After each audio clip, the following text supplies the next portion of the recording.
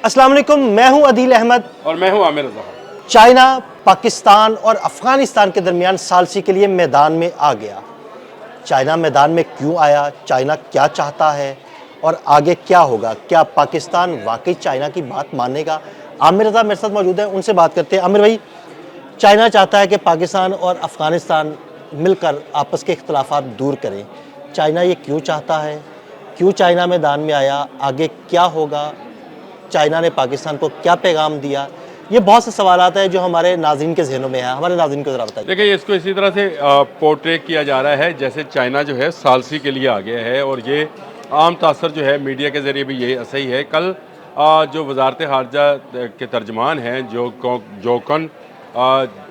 जोकन, जो वजारत ख़ारजा के तर्जमान हैं गौ जोकन, उन्होंने एक मीडिया कॉन्फ्रेंस की बीजिंग के अंदर। वहाँ पर सवाल हुआ पाक अफ़गान कशीदगी के ऊपर, तो उन्होंने कहा कि हम तो चाहते हैं कि दोनों मुल्क जो हैं बैठकर बात करें, क्योंकि एक बड़ी तबाही से बचा जा सकता है। यानी ये तबाही किसके लिए थी?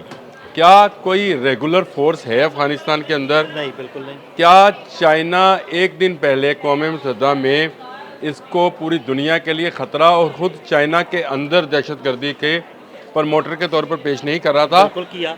ये जो बयान है ये असल में तनबीह है, इसको तनबीहन लिया जाए।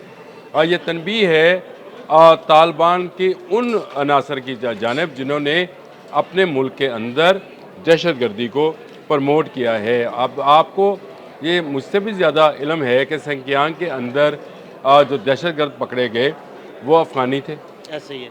और चाइना ने इसी पर क़ौम मुत्तहिदा में जो परसों शाम वहाँ पर और हमारे यहाँ कल वो ख़बर लॉन्च होती है कि उन्होंने ये कहा कि चाइना के अंदर भी दहशतगर्द जो हैं उनके रिलेशन जो हैं वो अलकायदा और दाइश के साथ हैं, और अलकायदा और दाइश के वो ग्रुप्स जो कि अफ़गानिस्तान में मौजूद हैं, और वहाँ पर वो अपने जो सेंटर्स हैं, या उनको भर्ती सेंटर कह लें या उसको ट्रेनिंग सेंटर कह लें, जो भी आप नाम देना चाहें, वहाँ से किया जा रहा है। वो एक ऐसा मौका था जिसमें रशिया भी, अमेरिका भी, चाइना भी, यानी तीनों सुपर पावर्स इस बात पर मुतफिक हुई कि अबूरी सेटअप ऑफ अफ़गानिस्तान, यानी तालिबान का अबूरी सेटअप जो है वहाँ पर मौजूद दहशतगर्दों को जो है वो तहफ़्फ़ुज़ फराहम कर रहा है, और ये ख़त्म होना चाहिए। और उसके बाद ये कल शाम वाली मीडिया कॉन्फ्रेंस जो है, तो मैं ये समझता हूँ कि चीन जो है वो चाहता ये है कि अफ़गानिस्तान में तरक्की के जो है लोग जो हैं उसको देखें, वहाँ पे खुशहाली आए, वहाँ पर तिजारत हो, ट्रेड की जाए। और इस ट्रेड के लिए ज़रूरी ये है कि तालिबान जो हैं वो आगे बढ़े, और आगे बढ़कर जिन ममालिक के साथ उनके वहाँ पर दहशतगर्दी हो रही है उनके मुल्क के अंदर मौजूद कैंप्स के ज़रिए उसको ख़त्म करें।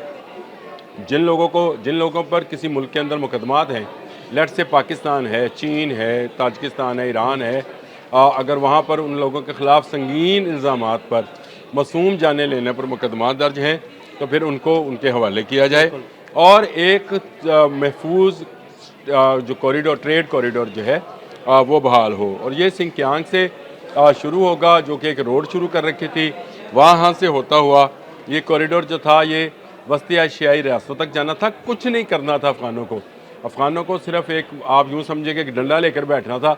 हर आने जाने वाले ट्रक से उन्होंने पैसे लेने थे। यानी जो सेंट्रल एशिया से जो चीज़ें चीन की तरफ जाती, चीन आबादी के लिहाज से बहुत बड़ा मुल्क है, उसमें भी जो महसूल और चुंगी है, आम ज़ुबान में बता रहा हूँ, वो आप लेते, और जो चीन से पूरी दुनिया के लिए माल जाता इस रास्ते से, उस पर भी आप लेते। लेकिन आपकी कारस्तानियों का भांडा खुद क़ौम मुत्तहिदा में बैठे चीन के जो नुमाइंदा खसूसी, उन्होंने फोड़ दिया, और उन्होंने कहा कि चीन के अंदर भी आप दहशतगर्दी कर रहे हैं। तो ये कल की मीडिया कॉन्फ्रेंस को लेकर बिल्कुल आपने भी वही जो है तासर दिया कि ये शायद सालसी है। सालसी दो बराबर के फ़रीक़ों में होती है। यहाँ एक तरफ पुरअमन लोग हैं जो कि पाकिस्तानी हैं, और दूसरी तरफ दहशतगर्द हैं, तो इनके माबैन सालसी नहीं होगी। इनको ख़त्म करने के लिए, दहशतगर्दों को ख़त्म करने के लिए पुरअमन मुल्क का साथ दिया जाएगा। बहरहाल चीन दोस्त है पाकिस्तान का, और वो चाहता ये है कि अफ़गानिस्तान के लोग जो कि बड़ी तादाद में वहाँ भूख, अफलास और दहशतगर्दी का शिकार है, वो भी शिकार है दहशतगर्दी का। हम ये नहीं कहते हैं कि वहाँ नहीं है, आम लोग तो शिकार हैं, इसमें कोई शक नहीं है। वॉर लॉर्ड्स जो हैं अदील भाई, वहाँ पे जो सगार की रिपोर्ट है जिसके मुताबिक जो असला था, उन्होंने लिखा है अपनी रिपोर्ट के अंदर کہ تقریباً 10 لاکھ کے قریب ویپنز ہیں جو امریکہ چھوڑ کر گیا تھا. مجھے بتائیں کیا 10 لاکھ کی فوج ہے طالبان کے پاس؟ ٹوٹل 10 لاکھ نہیں ہے طالبان، میں ٹوٹل کی بات کر رہا ہوں. ٹوٹل ان کا حجم نہیں ہے. اور انہوں نے اس بات کا کہا کہ جو رشیا اسلحہ چھوڑ کر گیا تھا وہ بلیک مارکیٹ میں فروخت ہوا اور بعد ازاں مختلف ممالک میں دہشت گردی کی کارروائیوں میں ملوث پایا گیا. اسی طرح جو امریکہ اسلحہ، یہ سگار کی رپورٹ ہے، میری نہیں ہے، یہ وہ رپورٹ ہے جو امریکہ میں بیٹھ کر تیار ہوئی ہے، جس میں انہوں نے بتایا کہ آپ نے بھائی 90,000 تو گاڑیاں چھوڑی ہیں وہاں پہ، جو کامبیٹس ہیں، وہیکلز ہیں، وہ چھوڑی. پھر آپ نے ملٹی پرپز 23,000 کے قریب ایسی ویپن جن کے اوپر ویپنری اور میزائلز موجود تھے وہ آپ نے چھوڑ دی. تو وہ سارا اسلحہ جو ہے اس وقت بلیک مارکیٹ میں فروخت ہو رہا ہے. تو آپ مجھے بتائیں مڈل ایسٹ سے داعش اٹھتی ہے اور عراق سے ISIS اڑتی ہے تو وہ پناہ کہاں حاصل کرتی ہے؟ افغانستان میں. TTP پاکستان میں جب ان پر جو ہے کارروائی کی جاتی ہے تو وہ کہاں جاتے ہیں؟ افغانستان. ایران میں جو دہشت گرد تھے وہ کہاں گئے؟ افغانستان. تاجکستان سے کہاں گئے؟ تو افغانستان ایک کانٹوں بھرا ٹوکری ہے جس کے اندر یہ تمام وہ کانٹے جو دنیا کے مختلف ممالک کو چبھ رہے ہیں، جن میں خود چین بھی شامل ہے، جس میں رشیا بھی شامل ہے، جس میں امریکہ بھی شامل ہے. میرا خیال ہے آپ اور میں نے کافی ویلاگز اس پر کیے ہیں کہ امریکہ میں جتنی کارروائیاں ہوئی ہیں وہاں پر اسلحے کی ترسیل ہے یا منشیات فروشی ہے یا جسم فروشی ہے، اس میں افغانی ملوث ہیں. ڈکیتی اور قتل کی وارداتوں میں بھی یہ ملوث ہیں. پھر جرمنی ان پر پابندیاں لگا رہا ہے، آسٹریلیا نے پابندی لگا دی، برطانیہ نے اپنے قوانین کو سخت کیا ہے، خود امریکہ کہہ رہا ہے کہ ہم تمام ان افغانیوں کو جو اس طرح کی کارروائیوں میں ملوث ہیں ان کو نکالیں گے. تو مجھے یہ بتائیں پھر کیوں کہا جا رہا ہے کہ یہ ثالثی ہے؟ یہ ثالثی نہیں ہے. میں نے کل جب اقوام متحدہ کے حوالے سے رپورٹ آپ سے میری ڈسکشن ہوئی تھی تو میں نے کہا تھا، اور آپ نے بلکہ یہ بات کہی تھی، میں نے نہیں کہی تھی، مجھے سوری، آپ نے کہا تھا کہ یہ ایک گلوبلی اتحاد بننے جا رہا ہے.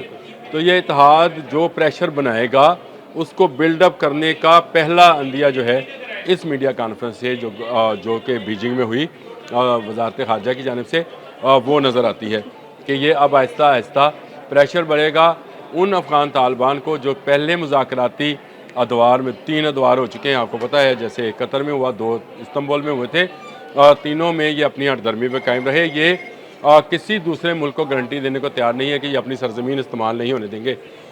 یہ آپ بات کو ذرا سمجھیں، یہ ان کی اکانومی ہے، دہشت گردی نہیں ہے. ان کی اکانومی ہے، یہ پیسہ اسی سے تو کماتے ہیں. یہ جو ڈالرز ہیں وہاں پر اسی طرح سے آتے ہیں. وہ کسی جگہ پر خود کچھ بیچتے ہیں، کسی جگہ پر وہ اسلحہ بیچتے ہیں، کسی جگہ منشیات کا کاروبار کرتے ہیں، ہیومن ٹریفکنگ میں جو ہے وہ شامل رہتے ہیں. اور لبادہ کس کا اڑا؟ اسلام کا. اور اس کے بعد انہوں نے جو ہے لوٹ مار کا بازار گرم کر رکھا ہے. بھتے یہ وصول کرتے ہیں، پرچی سسٹم ان کا چل رہا ہے، اور دنیا کا کوئی ملک جو ہے وہ جو ہے ان سے محفوظ نہیں ہے. تو یہ جو وزارت خارجہ نے یہ کہا ہے کہ دونوں ملک جو بیٹھے ہیں، تو اصل میں یہ تنبیہ جاری کی ہے کہ اگر اب بھی یہ اپنی حرکتوں سے باز نہ آئے تو ان کو پھر وہ سبق سکھایا جائے گا کہ تاریخ میں صرف طالبان کا نام ایک دہشت گرد ٹولے کی صورت میں رہ جائے گا. جیسے ابھی ہم کبھی کبھار ذکر کرتے ہیں چنگیز خان کا اور ان منگولز کا جنہوں نے پوری دنیا میں دہشت پھیلا رکھی تھی. تو پھر ان کا بھی نام و نشان مٹانے کے لیے فورسز موجود ہیں. ہمیشہ حق کی اور باطل کی فورسز موجود رہتی ہیں. حق کی فورس جو ہے وہ اس باطل کو مٹا کر دم لے گی. بالکل، بہت شکریہ عامر رضا جی. بالکل عامر رضا نے بڑی تفصیل کے ساتھ آپ کو بتایا کہ چائنا کی طرف سے کی جانے والی پیشکش دراصل ثالثی نہیں بلکہ ایک ایسا اتحاد بننے جا رہا ہے جو افغان طالبان پر پریشر ڈالے گا، اور آخر وہ وقت بھی آ جائے گا جب افغان طالبان کا نام و نشان مٹ جائے گا. عدیل احمد اور عامر رضا کو اجازت دیجیے گا. اللہ حافظ.